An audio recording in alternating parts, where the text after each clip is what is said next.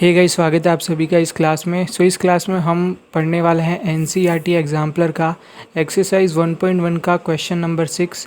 तो आइए स्टार्ट करते हैं। क्वेश्चन नंबर 6 क्या बोल रहा है कि which of the following is irrational.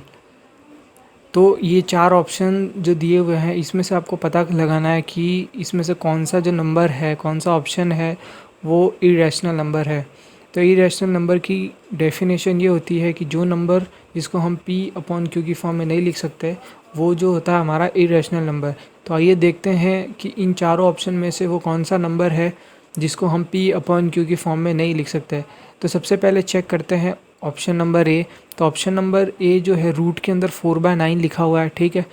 तो 4 का स्क्वायर रूट क्या होता है, वो होता है 2 ± 2 और 9 का जो होता है वो होता है ±3, ठीक है। तो ये 4/9 जब रूट से बाहर निकलेंगे तो 2/3 के फॉर्म में निकलेंगे, ठीक है। तो रूट लगा है तो प्लस और माइनस की दोनों की वैल्यू होगी, ठीक है। तो प्लस का 2/3 और माइनस का 2/3, तो ये दोनों क्या है, रैशनल नंबर, क्योंकि इनको हमने p अपॉन q की फॉर्म में लिख दिया है। तो ये वाला जो है ए ऑप्शन वो इनकरेक्ट है।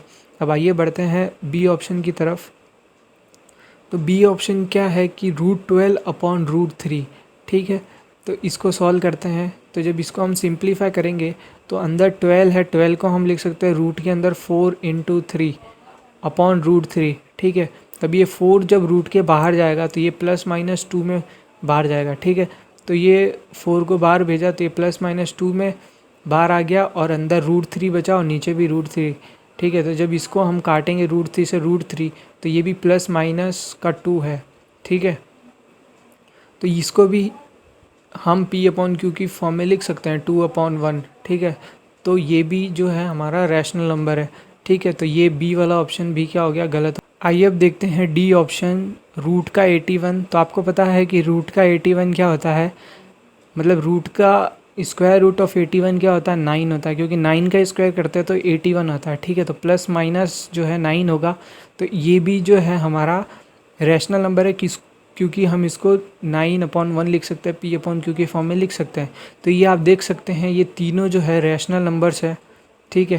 तो ये जब रैशनल नंबर है तो ऑप्शन ए, ऑप्शन बी और ऑप्शन डी जो है रैशनल नंबर है। इसलिए जो आपका करेक्ट ऑप्शन है वो है सी, √7। तो √7 जो है वो हमारा होता है इरेशनल नंबर। इरेशनल नंबर क्यों होता है, क्योंकि जो √7 की जो वैल्यू होती है वो होती है नॉन टर्मिनेटिंग, नॉन रिपीटिंग, और non terminating, non recurring. Non repeating को हम नॉन रिकरिंग भी बोलते हैं, ठीक है।